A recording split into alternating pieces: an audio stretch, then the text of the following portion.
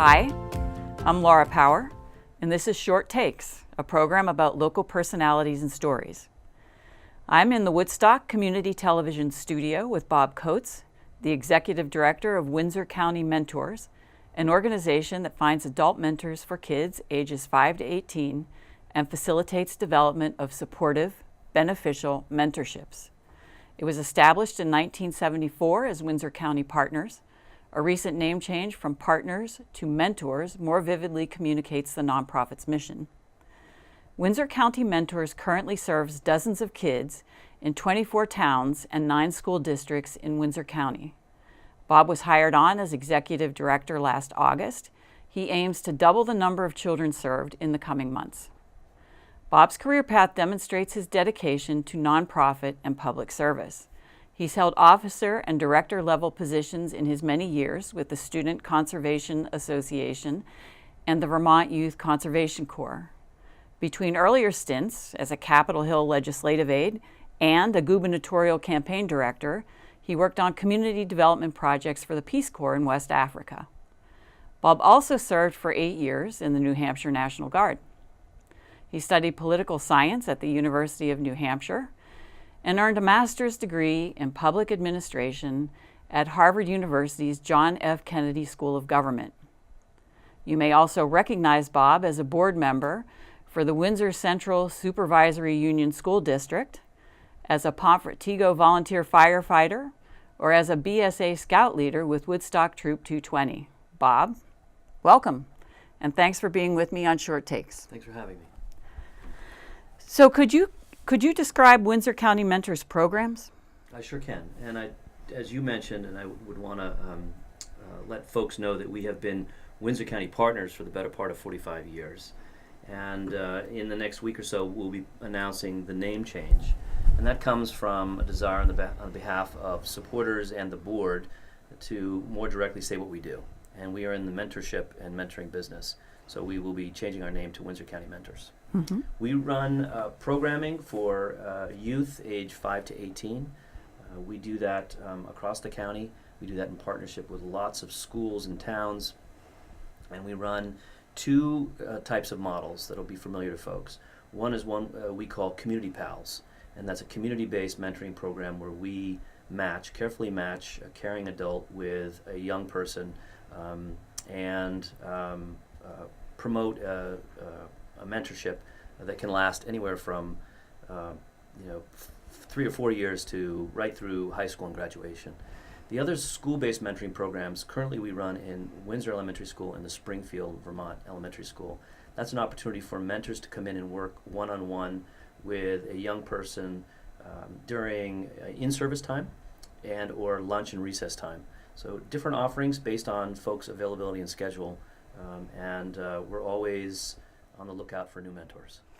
And so what does your organization structure look like and what means do you use to deliver those programs? Well, we have a small nonprofit, 501c3 nonprofit based in Windsor. I'm the executive director, but we have invested in some very part-time regional coordinators to help us support the mentors and support the mentorships. Also do a greater amount of recruiting for new mentors. So those regional coordinators is somebody who's responsible for the north part of the county. Central and south, we have one woman who is concentrating on building out a new school-based program in the Windsor School in Windsor. So those folks are in the field, are working directly with our partners, our mentors, our parents and guardians, and the mentees. You mentioned some of the Windsor County Mentors partners. Who are the primary partners? How do you work with them? And where does your funding come from? Primary partners would be the parents, guardians, and grandparents of the young people that we work with, most importantly, the mentors themselves. And then we work very closely with schools and guidance counselors at those schools who provide us with referrals, young people they've identified who could benefit from our program and a mentorship. We're also working closely and have worked closely with the public libraries. I think where there are interactions between youth and a community are the places that we want to be. On the funding side, we are the beneficiary of grants from Upper Valley area foundations, and we have a devoted donor base, folks who fundamentally believe in the impact of mentoring and the impact that it has on young people. So we have, like most organizations and nonprofits, we have appeals where we ask for donations, and folks have responded, and we're grateful for that. And you also get funding from some of the individual towns in Windsor County, is that correct? We do, and town meeting is coming up this weekend and next week. And we ask for a contribution from their town appropriated dollars to help us support mentoring in those towns. So yes, the towns are important partners. And there's also a statewide and a national organization that help you out in some way, is that right? There is. There's Mentor Vermont, which just recently changed its name from Mobius to Mentor Vermont. They have been very effective at getting larger grants, which they turn into a granting program where we can apply for funding, and they allocate a certain amount of money per match that we have, per mentor match. So Mentor Vermont's a primary partner. They're based in Burlington. They support small community mentoring programs across the state. And then they're affiliated, and we're affiliated with a national organization called the Mentor Partnership, which is in Boston, Massachusetts. Great. So let's talk a little about the kids themselves. In general, what kinds of kids benefit most from mentoring relationships, and how do you find them?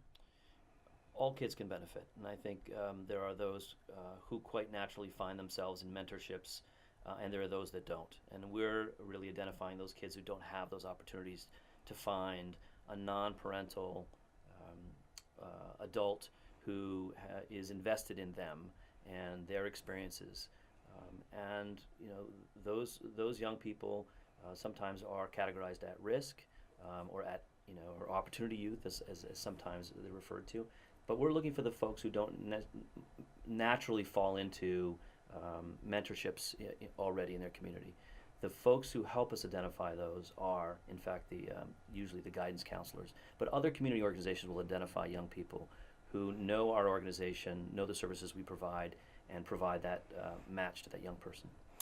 And without impinging on any participant's privacy, could you describe a few of the kids who are currently mentees? Sure. I mean, in a general sense, these are folks who are children who are coming from families where there may not be the kind of regular parental interaction. They may in fact be living with a grandparent or a guardian, and they are kids who are or may be having difficulties in school. So any one of those situations can bring one of these young people to our doorstep, usually through their guidance counselor. And how long do kids typically stay in your mentoring programs? Well, what we find is that they're usually with us for at least 3 or 4 years, but many of them stay interested and stay longer. So where we have the greatest impact and where we're really trying to make the right match, and the importance of that match is to go a longer duration. So if they come in as an elementary school student, we have many historic examples of young people that were there with their mentorship and with their mentor, and their mentor is there at their high school graduation. Great. And how do the kids benefit from these mentoring programs? Well, what we find is that some of the measures that certainly schools use are similar to the ones that we use. The mentoring industry uses a results-based accountability, where we're looking at specific measures, things like school attendance, and then other measures that we get when we survey annually. We survey the guardians or parents or grandparents. We're surveying the schools. We're surveying the guidance counselors. We're asking for feedback and observations about specifically how the intervention of a mentor has made a difference in that young person's life over the course of that year. And then we are looking at that cumulatively in terms of the results that we're making by providing that caring adult. Right. And what makes a good mentor? Oh gosh, I think what is most valuable in terms of the mentorship and clearly communicating to people that everybody can be a mentor. In fact, when you begin to talk to folks about their experience mentoring, most people can quickly identify either they're being the beneficiary of having a mentor or having mentored someone along their career. But someone who's got the commitment, and that commitment is pretty reasonable. This is asking someone to step into a mentorship with a young person for an hour to 2 hours a week, either in a school setting or in the community setting. And we're looking for folks who take a genuine interest, who can share their experiences with a young person, and that can involve exposures to events and activities that this young person has never had as a result of what that mentor knows and the connections they have. In our organization, we're always soliciting discounted tickets to give the mentors the opportunity to take their mentee to shows and various sports events and other kinds of cultural activities. So potential mentors need to have the time available, and they also have to have interest in doing various things with their mentee. Are there any other characteristics that you would point to as, that make a good mentor? I think generally the folks who that we recruit who come to us have a genuine interest in sharing aspects of their life with a young person. I think that's probably the principal characteristic that we find. Okay. Yeah. And how about the basic time commitment? What's required to be a mentor? For example, I know a number of people who travel during the school year who might be away for a few weeks or a month. Are those people potential mentors, or what's the Yeah, I think, as I mentioned, it's an hour to 2 hours a week. The consistency is important, but we understand we're talking to folks who are semi-retired or retired, who have an interest. There's the ability to structure a schedule that allows people to work this into their current lifestyle. And if that's traveling, then it's always the advantage of that travel that can be transferred to the mentee, and that means staying in contact by email or by postcard or by telephone call. Then it works. It can work.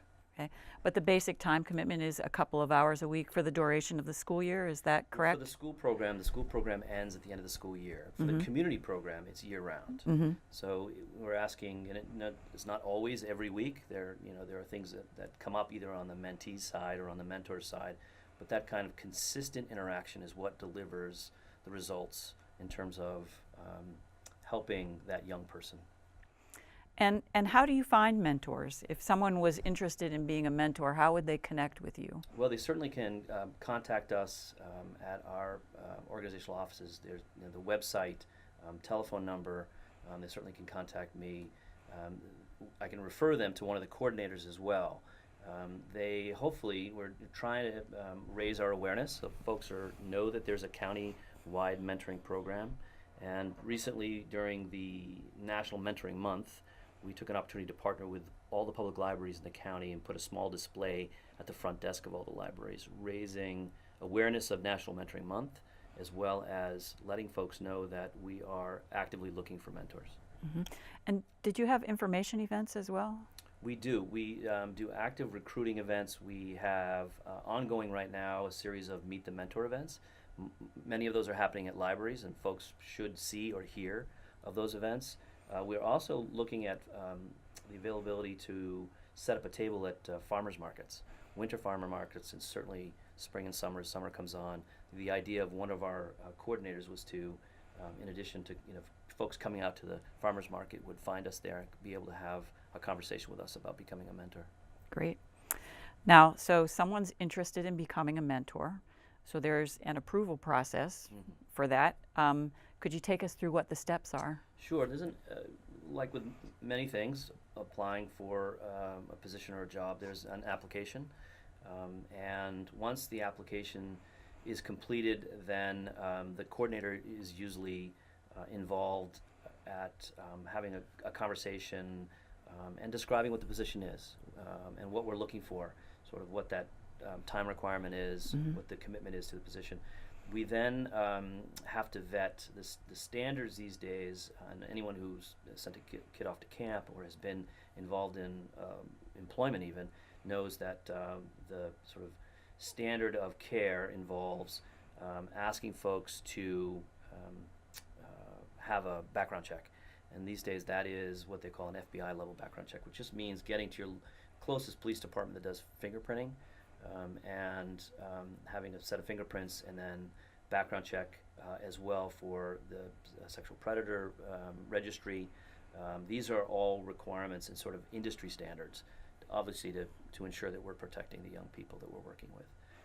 And then there's a training. We offer initial training, and then ongoing training. We're looking to really ramp up quarterly training for the mentors by bringing in speakers and other professionals, so that the mentors can feel like they're getting more education around how to be a mentor. Okay. Can we go back to the process again for just a Sure. moment? So you have some information gathering, and that consists of an application and an interview, is that right? Right. And then the background check. Correct. And then how long does all of that normally take? The application and the interview can be done inside of a week. The piece that takes longer is the amount of time it takes for the background check to come back. In addition, I should add, for school-based mentoring, there's not the young person is never transported by the mentor, but the community program, they're allowed to be transported by the mentor. So we also ask for a DMV record, Department of Motor Vehicles, just Right. to ensure that the young person, the mentor, has a clean driving record as well. And so those background checks can take a month or so, or? The FBI background check can take 30 days. That time period has improved over time. We use a vendor to accomplish that, and but it can still take 30 days. All right. So once a volunteer is approved, you mentioned that there's some training. Yes. There's some initial training and there's some ongoing training. Could you describe those a little bit? Yes, we initiated, the first of those was an opportunity to meet at Artistry in South Pomfret, and hear from folks at Artistry about the services and programs. So trying to give the mentors exposure so that they can have a firsthand experience at the opportunities and things that are out there for them to do with their mentor. So we had an opportunity to talk with the mentors, and what came out of that is this notion that they would all commit to joining Windsor County Mentors quarterly for this kind of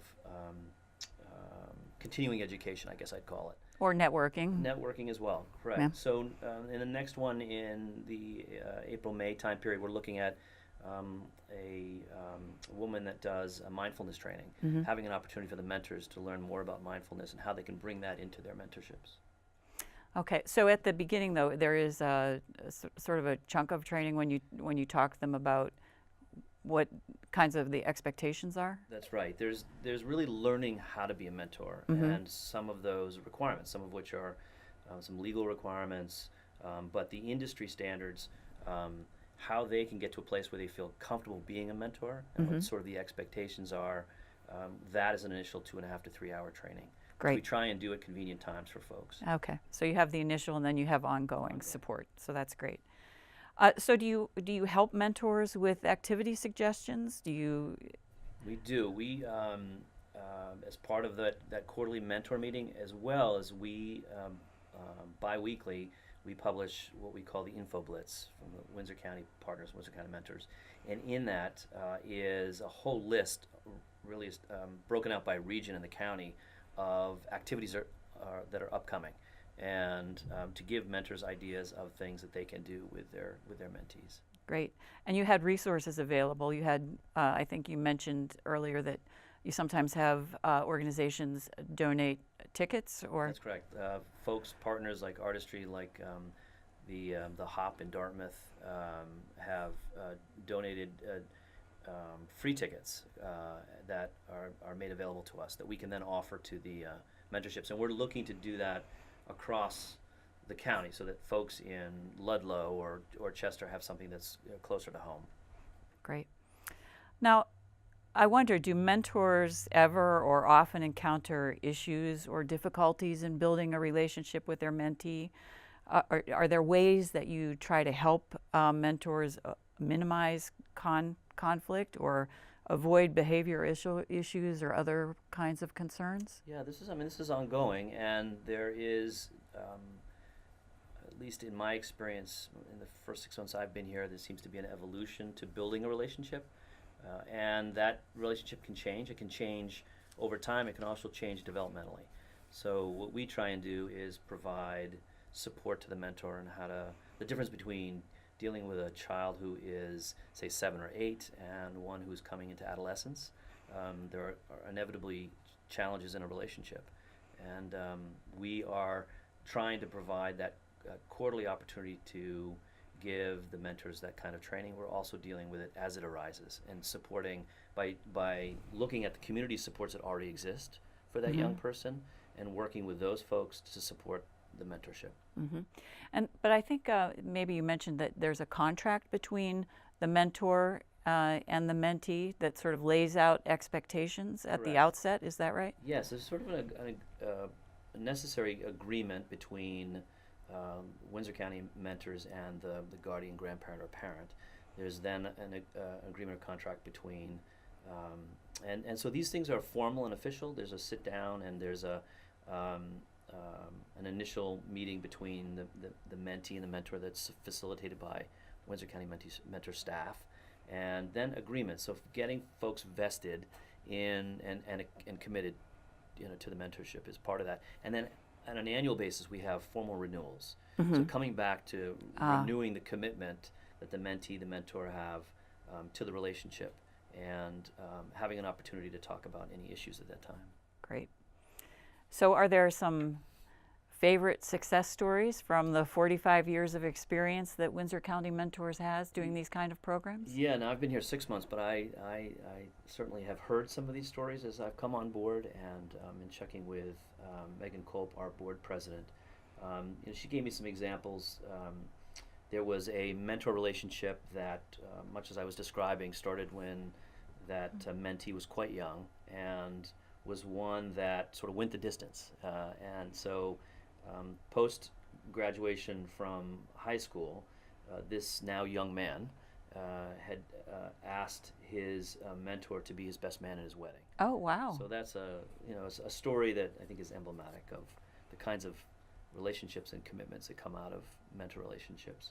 There are other stories about mentors who end up, as a result of sort of the career expertise of the mentor, the mentee becomes interested in that trade. So there's been some stories of folks who have utilized the networking and connections of a mentor to actually get into a line of work that the mentor was involved in. So stories like that are common. That's fabulous. So as executive director, you've been there since August, Yes. but what's been most meaningful to you so far? I think it's, I come from working in nonprofit organizations that have sort of heartfelt missions, and this is certainly one of them. And I come from having worked with youth and young adults in similar organizations that involved a slice of mentoring, and this one is all about mentoring. And I think my observation is the opportunity to create a sort of concentrated program where there's this dynamic one-on-one relationship and being able to observe that from the mentee side and the mentor side and see the results that come from this kind of mentoring program has been most satisfying. Great. Now, there is another organization in the Woodstock area that offers mentoring partnerships. It's called Empower Up. Yes. And I'm wondering, do you work with them? Are you different from them? Yeah, we do work with them. I reached out to Empower Up, and they are a school-based program in the Windsor Central Supervisory Union. We have met a couple different times to see how we might collaborate. We obviously offer both school-based, like Empower Up, and we offer a community-based program. So the conversation was around how can we recruit mentors together, how do we share training and resources, and then how can we take folks who are coming out of their school-based program in the schools in the Windsor Central School Supervisory Union, and where a young person wants to continue that into a community-based program, move them into our Community Pals program, as we call it. So we've had lots of those conversations with Sherry Sousa at the Supervisory Union and working closely with Annie Luke. So there are other school programs that we're collaborating as well with across the county. I think the synergies are there, and we've begun the dialogue. Okay. Yeah. So just to clarify, Empower Up is all school-based? They are, although they run something of a bit of a hybrid program where they allow their in-school mentors and mentees to go to designated places off campus. So they might, if you want farmers market or the library, Norman Williams Library. So they have a little bit of community in addition to their school program. Okay. A great program. Okay. But you have the school-based as well as the community-based. We just don't run the school-based program here in the school district because they do run it. And then the conversation has been how can we more closely collaborate? Great. Yeah. So you've devoted your own career to nonprofit and public service. Why did you choose that path? Gosh, why does anybody choose? How do you end up in these fields? I think I had a predisposition. I had a mom who was a school teacher, and I think I've just developed a passion for working in the nonprofit industry. When I went to graduate school, I knew I wanted to take coursework that would prepare me for working in nonprofits. So I think it's been for me an area of satisfaction with working for the cause of working with youth and young adults. So you've done a lot of interesting things. As I mentioned in the introduction, you've been in the National Guard, you've you've worked in the Peace Corps, you've done a gubernatorial campaign, you've been a legislative aide.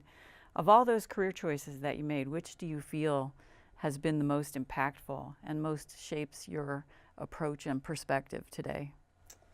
Well, probably not unusual. Certainly for anyone who's a returned Peace Corps volunteer, I'd say my experience serving in the Peace Corps was a central part of now who I am, and that was classic in the sense of I felt like I was going to be able to contribute something to a series of 8 very rural villages that I worked in Cameroon and West Africa, and the result of that was I was significantly changed by that experience, and would say, like many returned Peace Corps volunteers, I got much more out of it than I probably gave in terms of the significance of that experience over 2.5 years.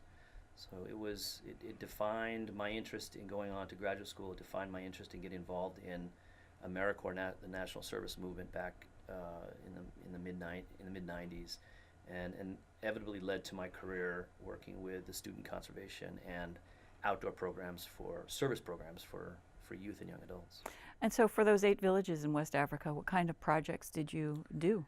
It was a variety of projects. It was some communal agricultural projects, some health education projects, some small construction projects, building latrines and a health clinic, that kind of thing. Wow. Yeah. Great. Do you ever go back? I did go back. I went 10 years after I had been there. My wife and I were newly married, and we spent we spent part of our honeymoon back in Cameroon, and it was a great experience. I caught up with some friends I hadn't seen in 10 years, and I hope to go back. The son of one of my good friends won the immigration lottery, is now living in Atlanta, and I'm hoping to be able to maybe make a return visit with him back to the town that we both lived in. He was a small boy. He was 8. Wow. But now he's in the U.S. getting his citizenship. Great. Yeah. So what advice would you offer to someone who is interested in doing nonprofit work as a career, as you did? Oh my gosh, it's the diversity of nonprofit organizations in Vermont. It is a giant sector of our economy in Vermont. In fact, I think 7 Days did a lengthy series of articles about the strength of that industry. So the opportunities are quite amazing. I would say find your passion and prepare for it, which is to say there's an opportunity to have a career in nonprofit work, whether it's health or health education or the environment. There are all kinds. And specifically now there's a much larger formalized opportunity to volunteer and serve, whether that's through Peace Corps or domestically through VISTA or AmeriCorps. So you can get yourself into a service position that's like an internship, and that internship can take you places in terms of a career working in nonprofits. Great. Well, thank you. Any parting thoughts or anything important to you that we haven't discussed? No, this has been terrific. I would make one last plug, a recruiting plug for our desperate need for mentors. We have many referrals for mentees, and we want to create a waiting list of mentors that we can match with children and young folks in the county who are in need of that consistent caring adult. So convincing folks that they do have the time and can make the time to be a mentor, and we would love to have them be a Windsor County mentor. Well, that's fabulous. Thank you so much, Thank Bob, you. for being with me. You're, as I mentioned, the Executive Director of Windsor County Mentors. And I'm Laura Power, and this has been Short Takes, a program about local personalities and stories.